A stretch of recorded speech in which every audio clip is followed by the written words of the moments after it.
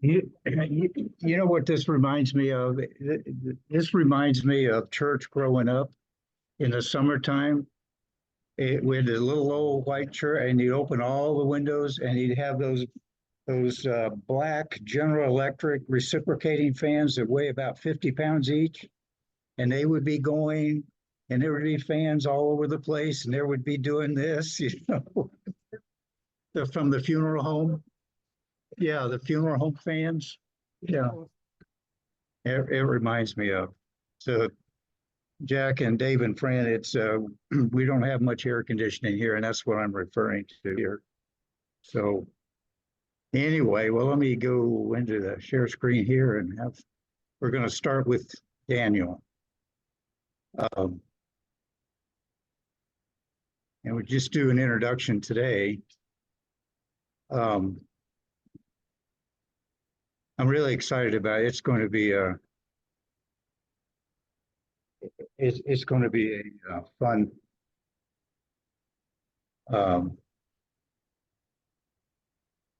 getting ahead of me here.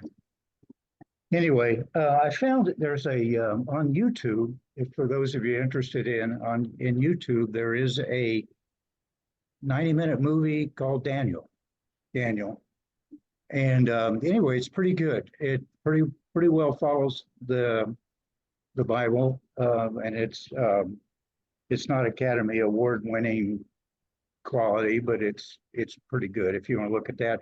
Actually, this is the if I get it to play, this is the trailer for it as we get started. For I was just a boy when I came here.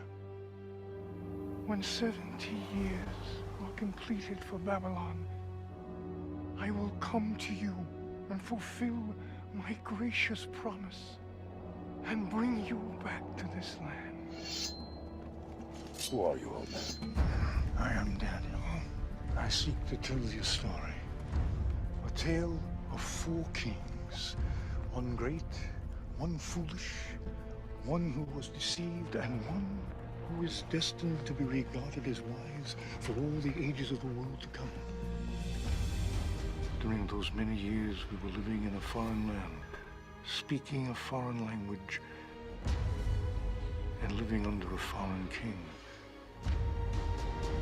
My king, I've heard of this man. For you, Lord, are righteous, yet we rebelled against your command. Jerusalem has sinned greatly. As punishment, we shall serve the king of Babylon for 70 years. 70 years is a long time. King's executioner will be in the chamber. If you are found unworthy, you will be executed on the spot. You dare to defy me? Let the furnace be heated 7-fold. Bind them and cast them into the fire. It's the Babylonian way of conquest. You take away the leaders, and the rest can easily be governed. The Lord God will strike you down like an enemy. Anyone who prays to any god or man shall be thrown into the lion's den. Why did I consult you before passing that accursed law? Take him away! Why has the king issued such a harsh decree? Am I now to kill my most faithful subject? I call upon your name, O Lord, from the depths of the pit. Hear my plea. Redeem my life.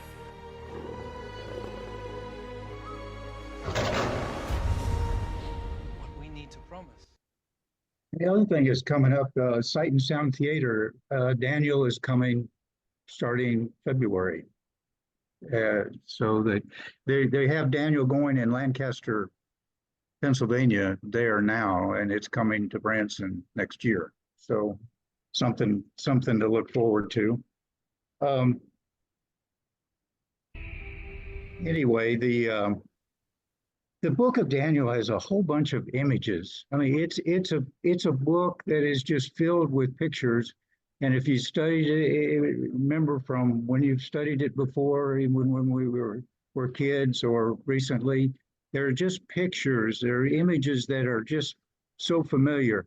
I mean, it starts out like the exile, the burning of Jerusalem, the burning of the temple, the exile. There's the the picture of the Israelites being taken away into captivity in Babylon, where they culled out the leaders and the best and the brightest, and those were taken first back to Babylon.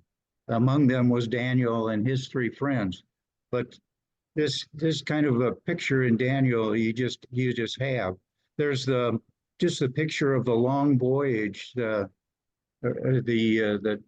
from Jerusalem all the way into Babylon, and you can imagine how difficult that was and painful that was for the Jews as they were taken away into captivity, and they were taken to this land in Babylon that was, they had the Hanging Gardens of Babylon that were one of the seven wonders of the ancient world.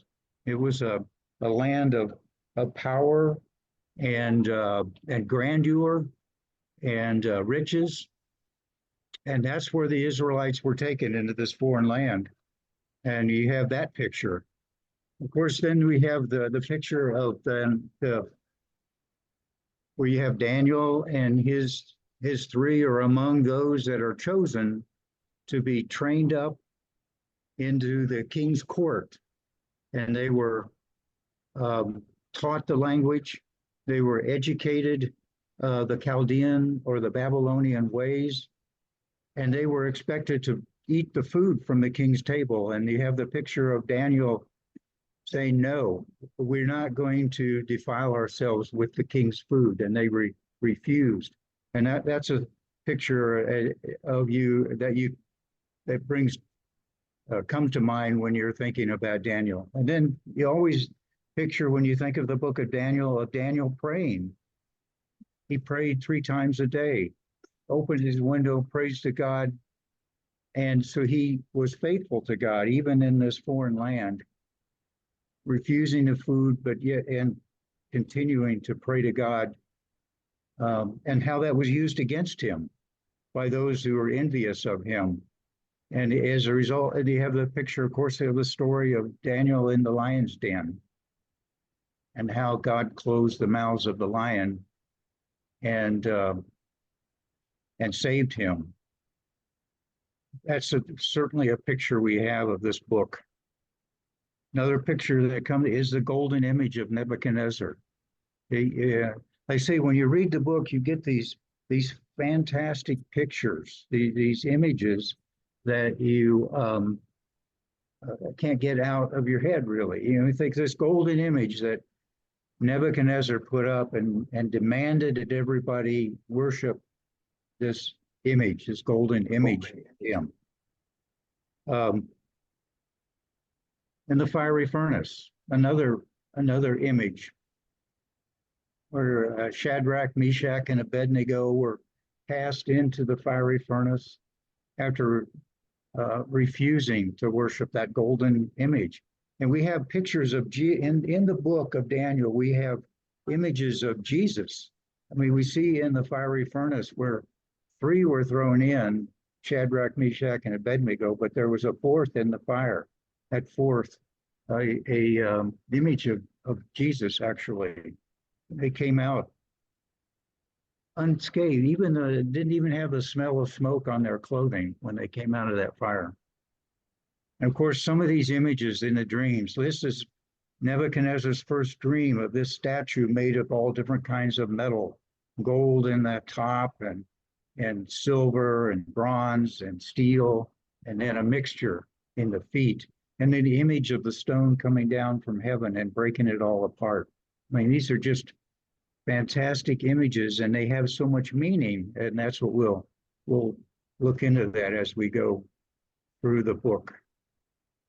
The second dream that Nebuchadnezzar had of this giant tree, we get this image of this big tree that was cut down, the tree that all these birds were living in, and it was cut down. It was a revelation that Nebuchadnezzar was going to be humble. He was going to become like a beast and be driven out and eat grass.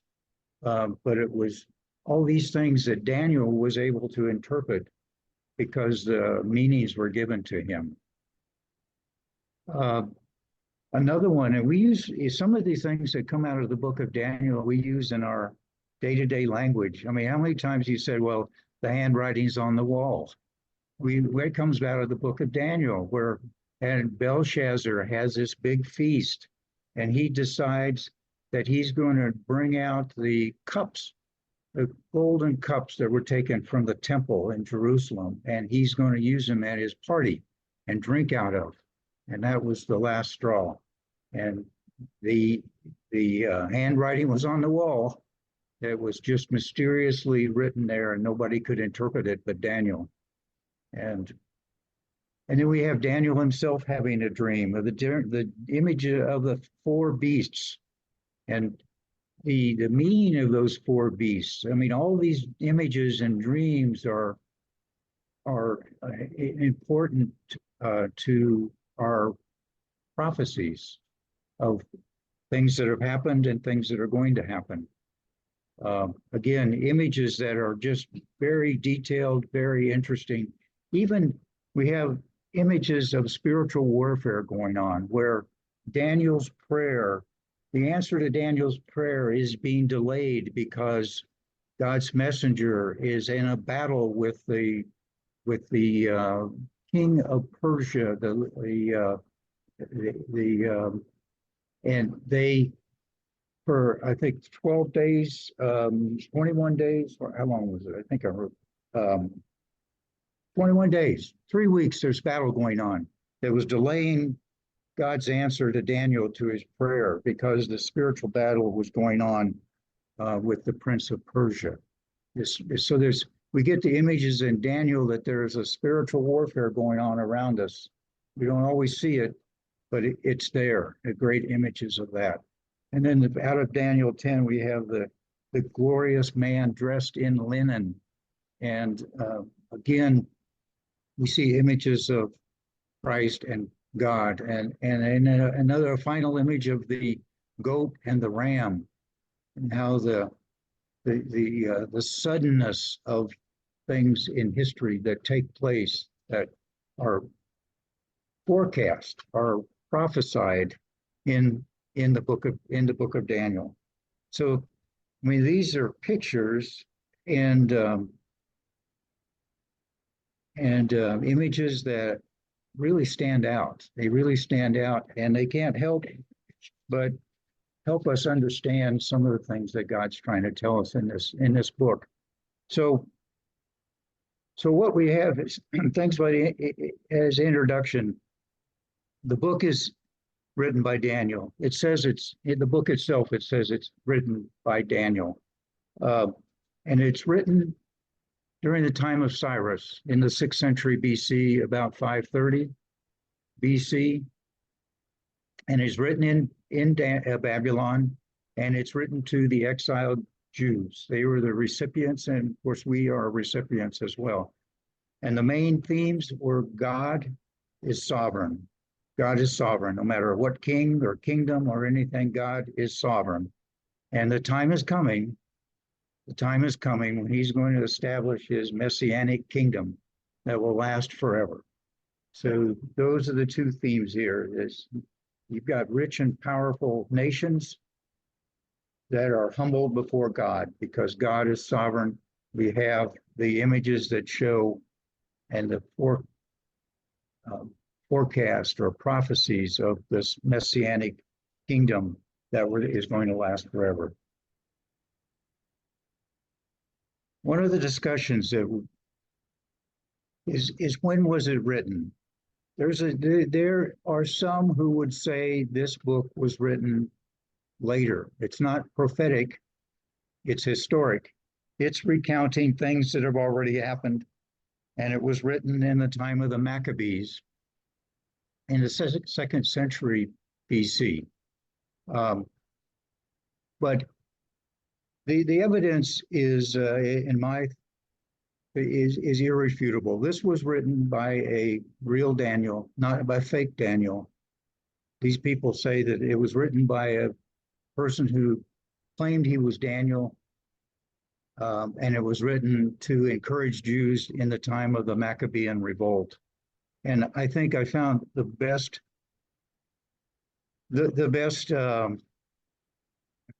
put down or I guess rebuttal of that is this guy named E.B.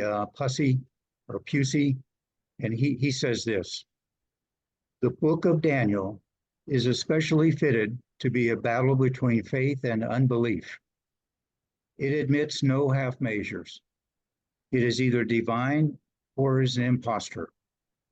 To write any book under the name of another and give it to it out to be his is, in any case, a forgery, dishonest in itself and destructive of all trustworthiness.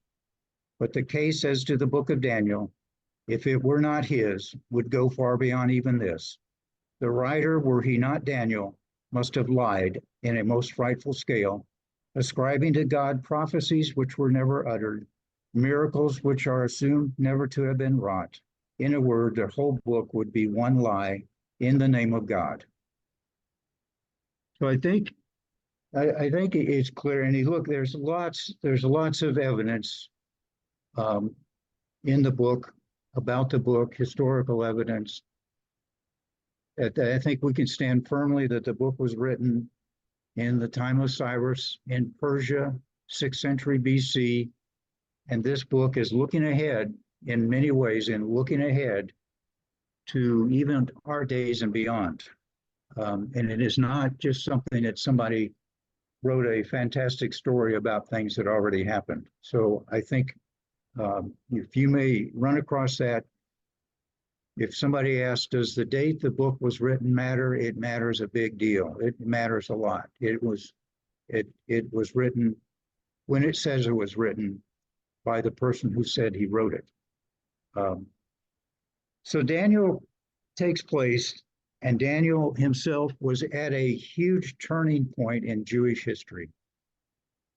We have this whole timeline of God from the Garden of Eden through the establishment of the judges, moving into the promised land, the judges, the kings, the breaking up of the kingdoms, the fall of the northern kingdom. And now we have, in the time of Daniel, Judah, the southern kingdom, has fallen, and they have been taken into exile in Babylon. This is all before the turning point. Now, after Daniel, we see the Jews returning to the promised land, rebuilding of the temple, reestablishing Israel later, and all that. So there's this turning point in Jewish history. The other is that we see Daniel as a real key to the story of God's salvation. If we look at the timeline from creation and the flood and moving in promise, all these things that God is working through to provide salvation for us, building up to the coming of Christ and to the cross and eventual return, and in the future, we have the new creation. Daniel looks to all of that. Daniel picks it up at the fall. They're in exile, and it is casting a light out into the future of all of these events in God's timeline of salvation. I mean, we see his plan of salvation in Daniel. It's in this. So this book really key to that. This is a chart. This is a chart we used when we studied Revelation 6 years ago. Everybody remembers. Anyway, but again, it refers to the 70 weeks of Daniel, and we are in this period here. Christ has come, and then we are in this period here, the gap between the 69th and the 70th week.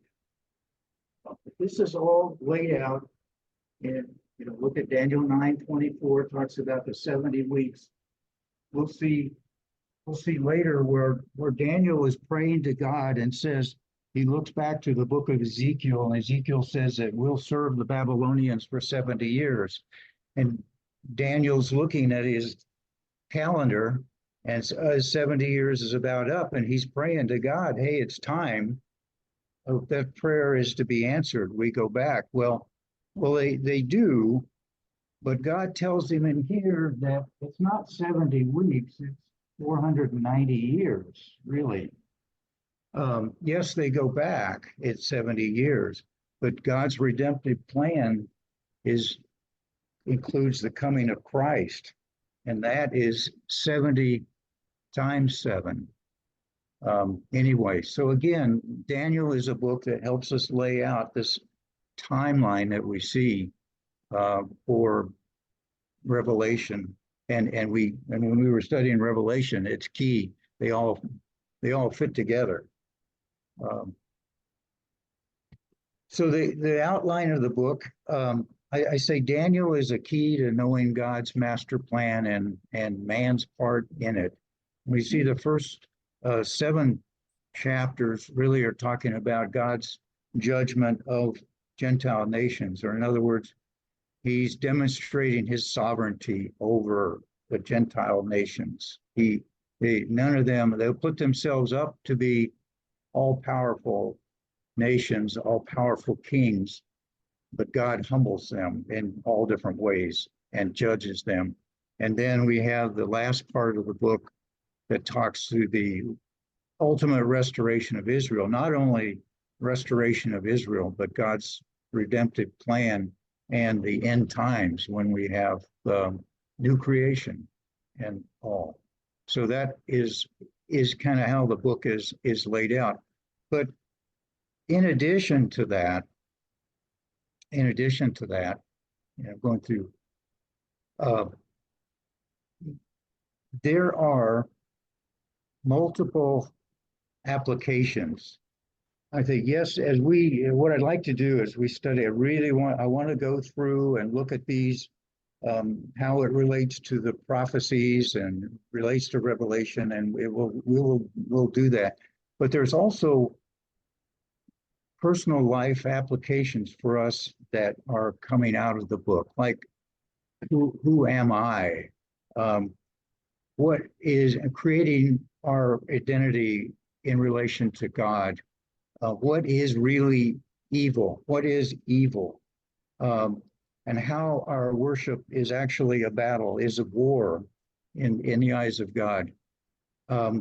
The keys to humility, contentment, and as being a way to obliterate the enemy, if you will. How we are deceived by wealth. Who we are when nobody's looking. Temptation of distraction, how we can be distracted. What we expect and what is should be expected of evil. And the problem of sin, and then our conclusion in Christ. So what we'll do, we'll try to weave these lessons in to as we go through and look at what God is telling us about the future and about prophecies and what is past, the historical kind of things. We'll also be trying to come away with some important lessons that are really in Daniel as well. That you could probably actually study the book with just these lessons and forget the prophecies and all of that. But we're going to try to do a little of both, or maybe a lot of both. It may take a long time. I don't know. We got all the time in the world. Yeah, all the time that God allows us. But anyway, I guess one of the things that I wanted to mention about prophecies is, I'm sorry John's not here because he likes it when I do stick him. So we've got a guy here,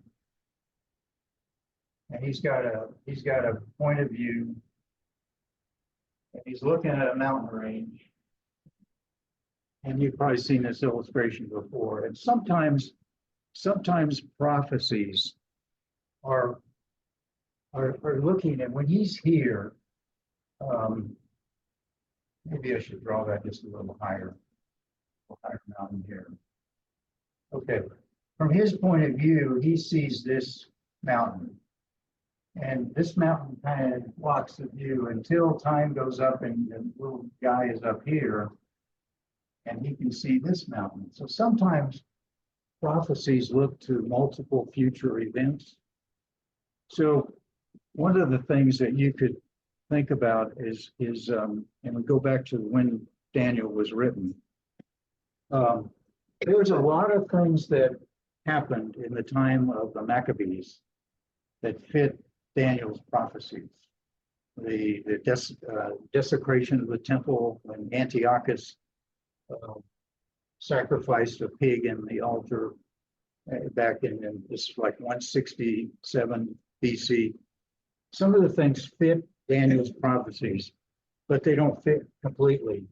But later on, as time goes on, we can see that this is pointing to not 160 BC.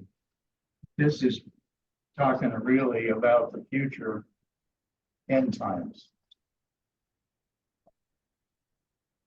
So in some ways, you can say you can have your cake and eat it too. It is looking at both.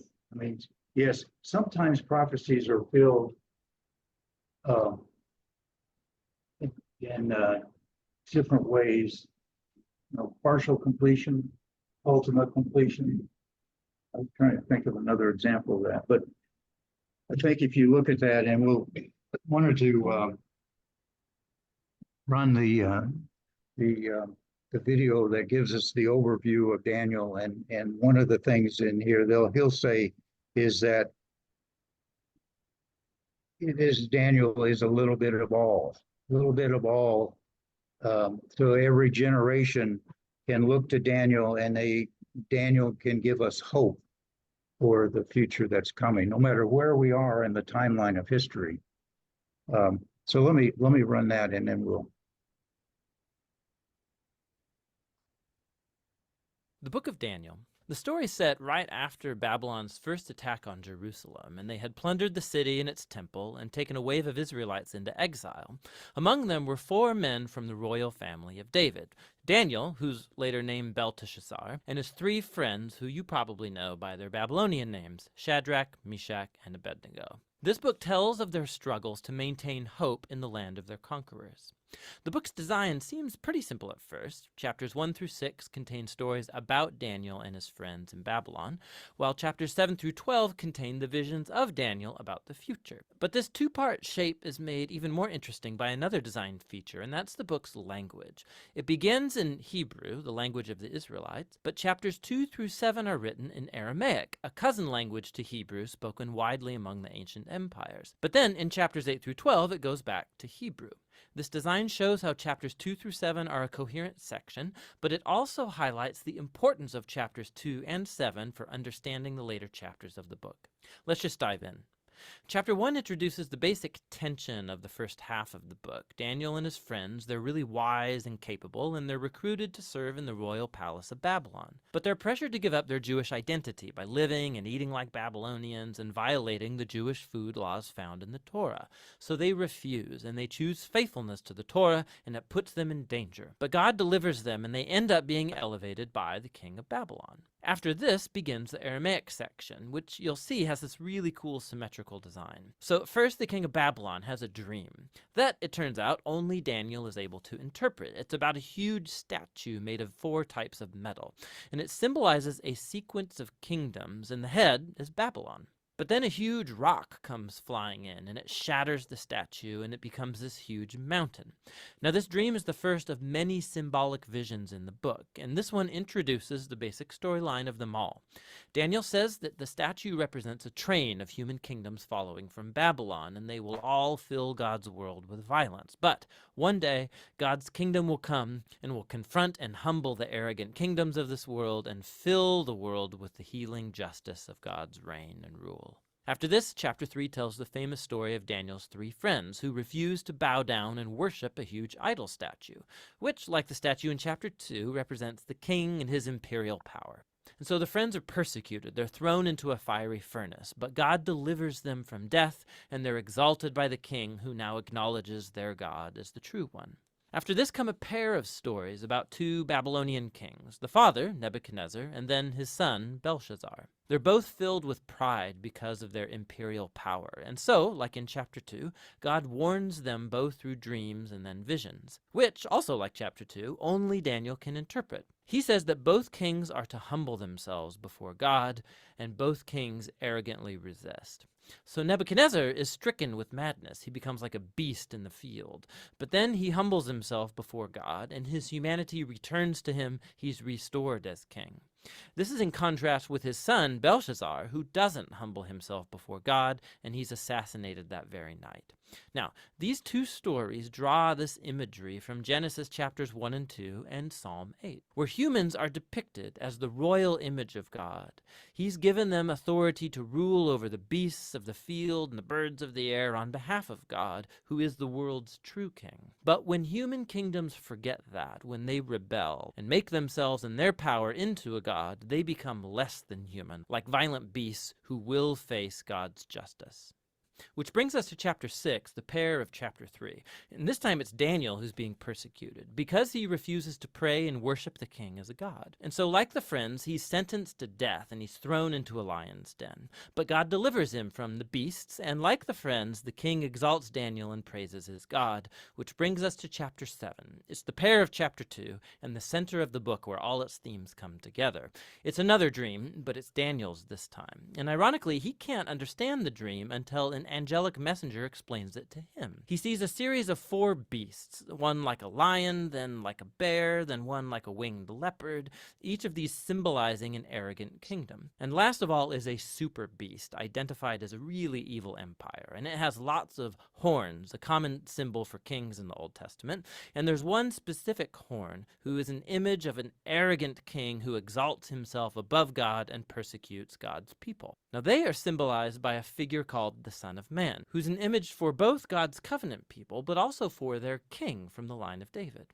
But then all of a sudden, God, who's called the Ancient of Days, comes and he sets up his throne. He destroys the super beast and he exalts the Son of Man on the clouds, where he comes up to sit at God's right hand and share in God's rule over the nations. We can look back now and see how all of these stories in the first half fit together. The 3 stories of faithfulness despite persecution, these are meant to offer hope to God's suffering people among the nations. But they suffer because human kingdoms have rebelled against God and have become beasts. And so these visions encourage patience, that God's people are to wait for him to bring his kingdom and rule over our world and vindicate his suffering people. But it raises the question about when God is going to do that, and that's what these final 3 visions set out to explore. In chapter 8, Daniel has another vision about the final 2 beasts of chapter 7, but this time they're symbolized by a ram, who we're told is the image of the empire of the Medes and Persians, and then by a goat, who's an image of ancient Greece. And out of the goat come a whole bunch of horns, one of which symbolizes the evil king from chapter 7. And we're told more about him, that he will attack Jerusalem and exalt himself above God and defile the temple with idols. However, in the end, he will be destroyed by God, who will exalt his people and his kingdom. Now, by chapter 9, Daniel is very puzzled, especially as to when all of this is going to take place. And so he consults the scroll of the prophet Jeremiah, where God said that Israel's exile would only last 70 years. So for Daniel, the 70 years is almost up. And so he asks God to fulfill his promise soon. But an angel comes and informs him that Israel's sin and rebellion has continued. And so their time of exile and oppression will continue on 7 times longer than Jeremiah envisioned. Daniel is deeply disturbed by this, and he has one final vision. We're shown the same sequence of kingdoms. It's Persia, then Greece, and Alexander the Great, followed by lesser kings, all leading up to this final king of the north, who will invade Jerusalem, set up idols in the temple, and exalt himself above God. But then, all of a sudden, this king comes to ruin. Now, there's been endless debate about what all of these visions refer to. Many see a clear connection to the exploits of the Syrian king Antiochus in the 160s BC. He killed many faithful Jews in Jerusalem and set up idols in the temple. Others think it points forward to the Roman Empire's role in the execution of Jesus and the destruction of Jerusalem and the temple in AD 70. And still others think it will be fulfilled in future events that have yet to happen when Jesus will return. Now the problem is that the symbols and the numbers, they don't quite match any of these views perfectly. But it opens up the possibility that in a sense they are all right. The book of Daniel has been designed to offer hope to all future generations of God's people. It did so in the days of Antiochus's empire, and it has ever since. This is why Jesus could use imagery from Daniel to describe and confront the oppressive leaders he confronted in Jerusalem. This is why John, the visionary who wrote the Revelation, could adapt Daniel's visions and apply them to Rome of his day and also all future oppressive empires. And so the point of Daniel is that all generations of readers can find here a pattern and a promise. It's a pattern that human beings and their kingdoms become violent beasts when they glorify their own power, when they redefine right and wrong and don't acknowledge God as their true king. But Daniel also holds out a promise that one day God will confront the beast. He will rescue his world and his people by bringing his kingdom over all nations. And so for every generation, this book speaks a message of hope that should motivate faithfulness. And that's what the book of Daniel is all about. So we can just skip all the future lessons.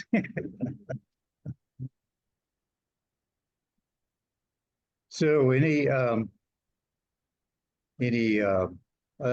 wanted to pick Daniel 1:8 as our lesson or verse for the week. Daniel purposed in his heart that he would not defile himself. That's a good lesson. But and for next week, let's just look at Daniel 1 and kind of ask the question, who am I and who is God? Because we'll focus on that is kind of the personal lesson next week. So anybody got any questions?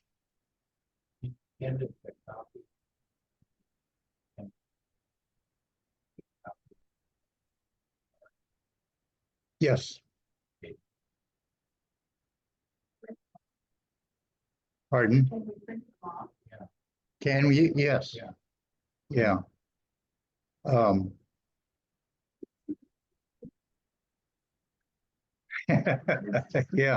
Yeah. I'll send you. There's the these videos like we just played there are they're copied in YouTube actually. I'll send the link. You can play them in YouTube. But the so you're thinking about the charts of the timelines? Okay, yeah, I'll send those out.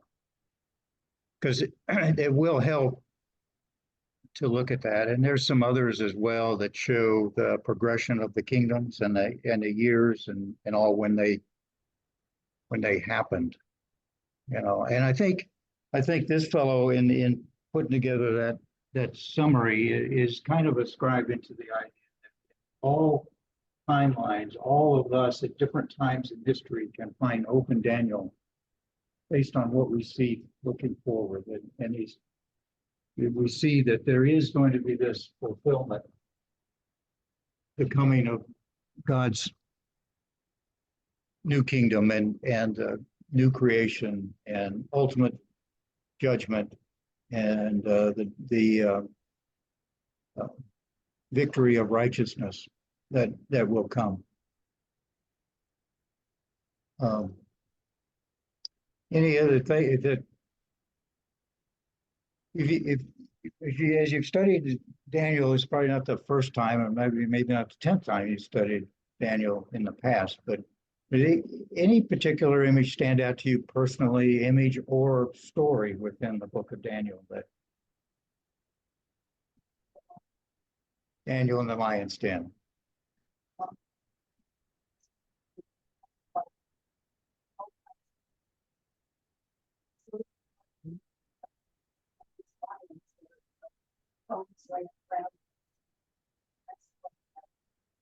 Yeah. Yeah. You remember the felt graphs, the flannel graph, that's it. And that's one of them that I can remember. You put Daniel on the flannel graph and then you put the lions on there. Yeah. These are things that, I mean, the stories and the images in the book of Daniel are ones that really stick. I mean, if you've learned them as kids or even as adults, they really, and it's one advantage of it, they really stick with you. And then it's okay, I got the image now. Let me think about what it means. And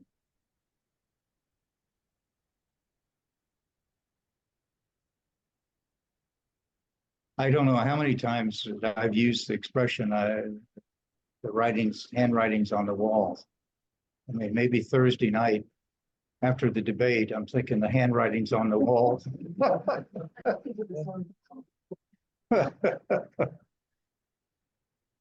But there's some expressions that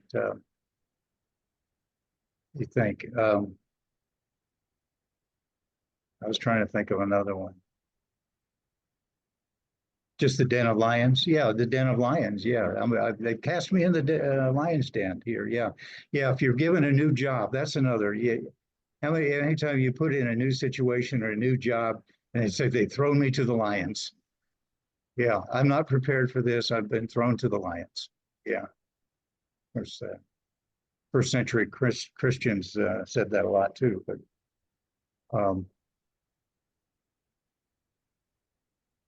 But anyway, there's some really good life examples, and next week we'll look at a real good life example of, and we've got to think about who we really are, who we are, and part of that is knowing who God is, and that's important.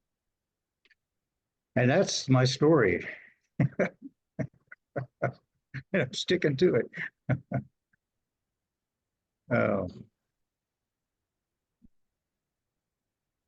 I'm looking for any other questions or comments, and otherwise I'll start doing shadows on the wall. Anyway, Gary, would you mind closing in prayer?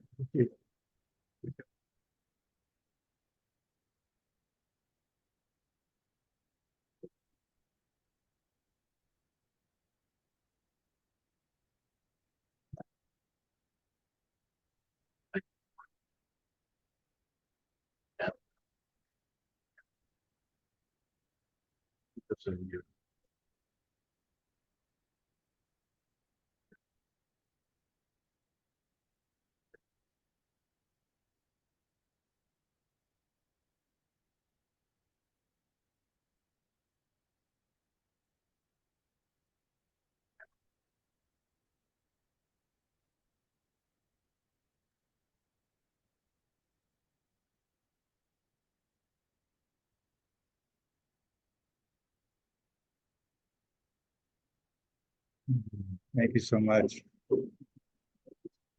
Jack, Dave, Fran, have a great day. Onward and upward.